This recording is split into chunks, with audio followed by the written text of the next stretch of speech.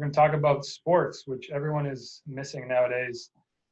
So every month, a few million people cut the cord, meaning they cancel their TV subscription.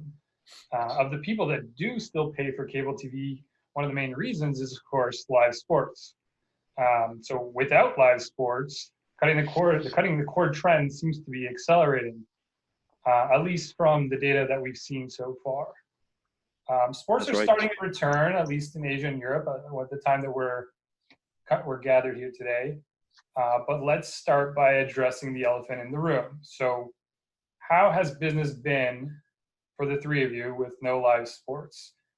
Let's start with you, John, maybe. Interesting. It's been very interesting.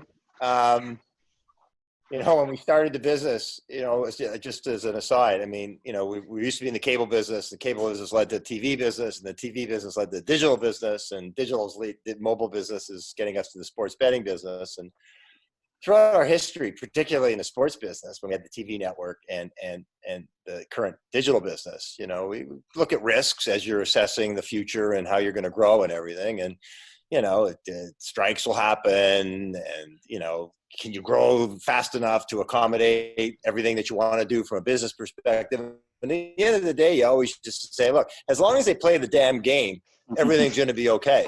Then what the hell happens? They stop playing the game. And the whole world turned upside down from a sports perspective. So, but from our perspective, I'm very, very proud of our team. We're about 240 people. We've been in the fortunate position where we haven't had to lay anybody off. And of course, I mean, when there's no games, there's no box scores, people aren't hitting our app, 120, 130 times a month. But our content guys have been amazing, digging new stuff up. Engagement's obviously way down. We're advertising supported. That's way down. But we've continued to prep ourselves to be, ready and pretty forceful when sports comes back, because we think it's going to come back with a vengeance, both on the media side, from our perspective, media being mobile, sports, data, content, and from a betting perspective. We saw a lot of that on the weekend with the UFC, right? I mean, that was a terrific card. Nobody in the stands.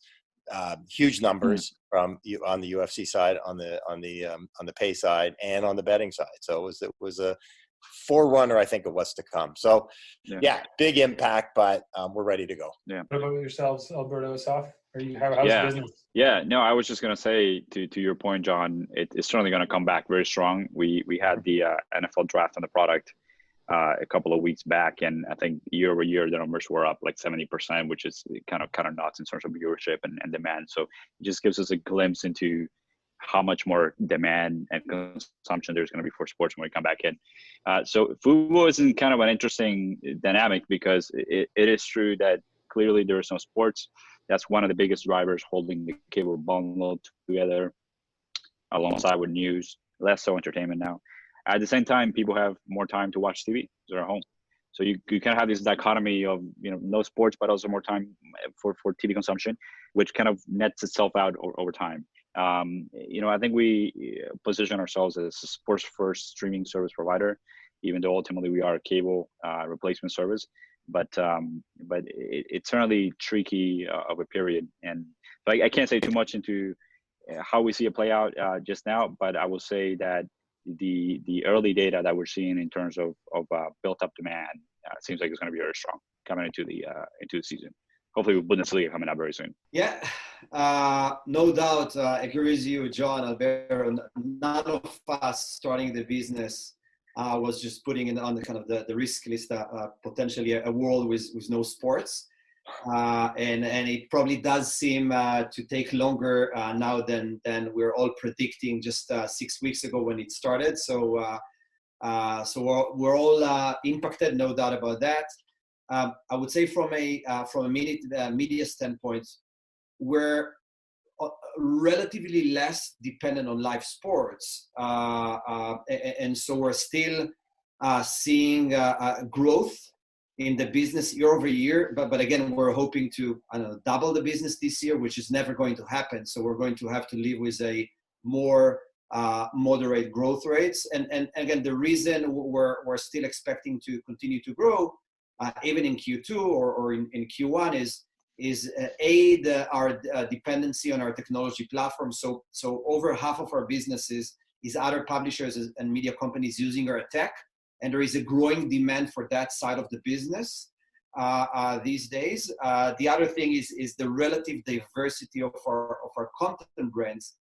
We have an esports publishing brand, and there is an increasing demand for esports and gaming content. And we have the Players Tribune, which is, and surprisingly there, we're very concerned when it started, but then because athletes are stuck at home, there is a lot more content and consumption going on over there. We have some entertainment brands. So I would say the diversity of our content portfolio is helping against some decrease we're seeing across areas that are more dependent on live sports. And so overall we're okay, but again, there is some impact, no doubt about that. Did you actually, that you bring up an interesting point though, is what are you guys seeing from, the impact long term based on what's happened so far? Do you think, how will sports be transformed, and what do you see the impact on your respective businesses that the pandemic will have, for the rest of the year, but also, let's say, the next 5 years? Obviously there's going to be a lot of change. There's going to be a lot of change in every business, not just ours, in all commercial enterprises. But I think what's happened with the pandemic is really going to be an accelerator of what was already happening. And I think something that all three of our companies, quite frankly, which is really interesting. I said before when we were just chatting before, this is really a really great group, because none of us are stuck in the old legacy land. And all of us had sort of recognized that this shift was happening already. And whether it's, a content accumulation play, whether it's a data digital sports betting play, or whether it's an over the top, to heck with the old sort of TV business, let's stream it elsewhere, right? And so we had all recognized that, and we're building businesses to accommodate that. And I think that the effect of the pandemic is, and this horrendous situation, but this halt in the sports world, is that it's going to accelerate all that. And, I don't think it's going to change anything. It's just it's an eye opener for a lot of people who weren't involved in like the three businesses that we're involved with, which had already recognized this humongous shift in the context of how people consume sports, what excites them. It's never going to be the way it was when I was a kid and you just sat down and watched 3 or 4 hours of a game. Never. Or read SI, Sports Illustrated. That brand is trying to come back. It's coming back to life, maybe. Who knows? We'll see. But, it's a different world completely. And I look at, not even my kids. My kids are growing up, but their kids and how they consume sports. So I think that when you look down the road, past what happens in the next 12, 18, 24 months, but in the next couple of years, where we're positioned, I think is perfectly aligned. And it's really no magic. What you're trying to do is just line up with the consumer, and not the old consumer, the new consumer, and try to make life easier for them. And that was a trend that was happening long before this goddamn pandemic started. I agree with John. I think that the process is certainly accelerating long-term wise. If you're looking at some of the news that are coming out in terms of our industry, Fubo TV in particular, the rate of cord cutting, it's only getting faster. And I think this pandemic, not only the fact that folks are spending time indoors, but the financial implications that it has on households in the US predominantly where we're active. People are really looking at their balance sheets and thinking, hey, do I really need to be paying this much money for the service? And frankly, I'm not getting sports right now. So do I really need it? And so you're seeing that acceleration of cord cutting happening, which means that it's going to open doors for alternative ways of consuming sports, which all of our companies are going to benefit from it. In the near term, I think obviously you're going to see sports come back at some point, with varying degrees.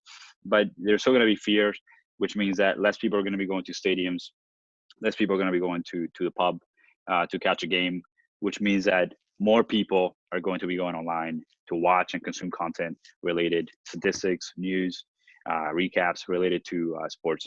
So all of that is going to be beneficial. I think the traditional model is just going to be shaking for a little bit and certainly shift away from what it is.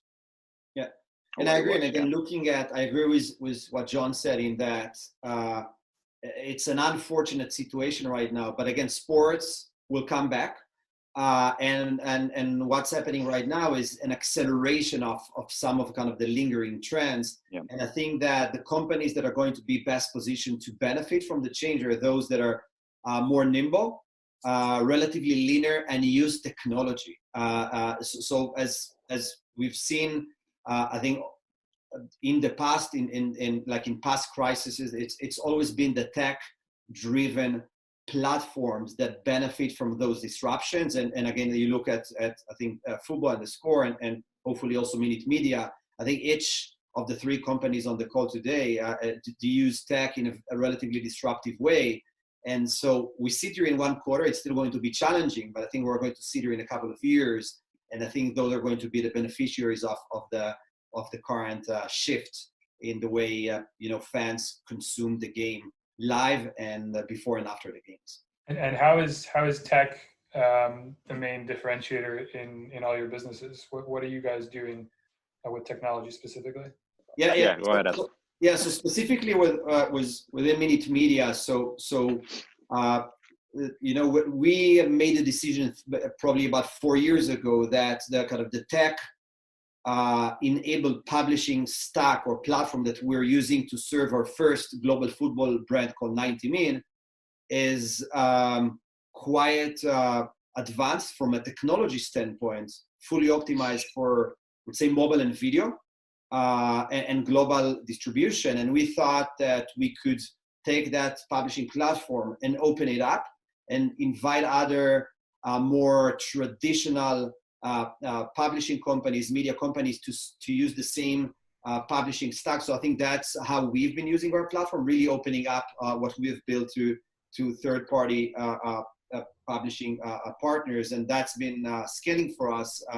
And again, it's counterintuitive, but in a way, the more other traditional publishers struggle in the market, the more demand we see for our platform, which is why in 2018, when there was a lot of issues with Facebook and social impacting publisher, we've seen a surge in demand for the use of our platform, and we're expecting to see the same thing right now.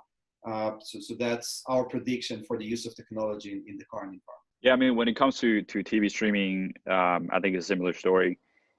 Traditional cable, you're talking about 1995 technology on a set-top box that has varying degrees of capabilities that fairly are not matched, or rather not compared to what you can do in the cloud, right? So when you talk about accessibility, the fact that I can access my recordings on my DVRs, on my games on the go, on my phone, on an iPad over here, continue watching on my friend's house after the fact, that is a degree of innovation that our technology is bringing into the marketplace that is not available in traditional pay TV. Personalization is another one of content. You're talking about, as a Fubo TV subscriber, I know exactly what games and what content Emil is watching. I can personalize the viewing experience for you based on that. If you're about to miss a game, or there's a piece of content that is relevant to you, I can remind you that you should be recording it because you can't catch it live. It's a degree of experience that is not possible on a limited piece of hardware that you're keeping up in your living room. So we're really taking off the shackles and allowing the consumer to have a much more comprehensive viewing experience than what you had before, which I think, when you think about the primary reason for why folks are cutting the cord today, it's really cost savings. The average cable bundle is $135 in the US or so. We're providing a service for half of that cost. And I think as the technology continues to improve, you're going to see this catalyst where it's not just about cost saving, but it's actually about a better viewing experience, that all the things that I just mentioned, personalization, accessibility, and so on, that really add on top of the fact that you have a cable bill that is half of what you were formerly paying. So it's I think it's a combination of things, and I think it's going to be challenging for the traditional folks to really evolve from that point of view. Yeah, I mean, I agree with everything that's been said. I mean, tech's at the core of all of our potential successes for all of our companies, and I think for any company going forward, to be quite frank. And it's kind of like people use our app and they see it on the surface and they say, oh, it's an app, it's so easy. Well, we spent 7-8 years developing technology to create this goddamn app that is the second most popular app in North America. We didn't get there just because we decided we wanted to be in the sports digital mobile business. it's because we have, of our 200 some odd employees, we got product and engineering team of about 90 people. And that's all they do. And then when we went into the betting business, it wasn't just to create another, a betting app. It wasn't just to create another exchange where people could go in and make a bet. The whole idea is to make it simple, to make it the interface, to coordinate it with the media app. So, it's kind of like you see this thing's floating along on top of the water. You say, boy, that's pretty easy. What you don't recognize is this little thing is pedaling its legs underneath, and it's got a whole slew of people and content providers and engineers and everything that are trying to stay ahead of the game. And there really is two critical elements to focus, I think, for all of our businesses. One is technology, obviously, and you may not call we're a sports media business or sports mobile business or whatever, but really we're a technology business, number one. And number two, just concentrate on the consumer and marry those two things effectively. And that's where your special sauce is, quite frankly. And that's why the big guys have such a hard time doing it, because they're stuck in la la land, right? They're stuck in protecting their old revenue streams. They're stuck in protecting brands that the people don't give a shit about anymore. So, stay focused, use technology, and just follow that young consumer. And that's, I think, the recipe for success for all of our businesses and other businesses too. Right. Okay, yeah, I wanted to talk a little bit more about sports betting and esports and so on, but it seems like we're almost at time. So quickly, I think, John, you went over your special sauce. Asaf and Alberto, go over your special sauce, and we'll close it out. Yeah, I think it's recapping a little bit of what I just said in terms of the ability to bring television on a personalized basis accessible to consumers, not the hundreds of channels that you don't care about, but really the sweet ones that you wanted to get, and it's just and doing that for half the cost, right? So when you think about television in 10 years from now, do you believe that people are going to be watching TV out of a cable box or an antenna in their living rooms, shackled by all the traditional ways in which content is consumed? I'd be hard pressed to believe that will be the case. So we are very focused on thinking about where does television viewing, how is that going to evolve over time, and what can we do between now and then to increase the viewing experience from it being just lean back and additional layers that we can add into the viewing experience with technology to improve that experience on top of the fact that you're lowering costs. So I think it's a lot of what has been said, the focus on technology and on consumer, as John very nicely put it. And Asaf, your special sauce? I think I'm going to repeat what I said before. Again, we believe that if you look at the current pandemic, you're starting to see, as John mentioned earlier, acceleration of trends from the past 5 years. And I think that over the next 5 to 10 years, the winners in our space will be those who will be able to capture and leverage the transition of, audiences from, desktop to mobile, from text to video, relatively younger audiences, and great experiences of content creation, distribution at scale, not just domestically, but globally. And again, we believe that our secret sauce is having built that publishing platform to enable it for our publishing brands, also opening it up for other third-party partners that cannot build the tech on their own and can use what we've built. So that's the way we see it over the next decade, hopefully. Awesome. All right. Well, thank you, gentlemen, and hopefully we'll have sports back very, very soon. Our next speaker is the CEO of an internet infrastructure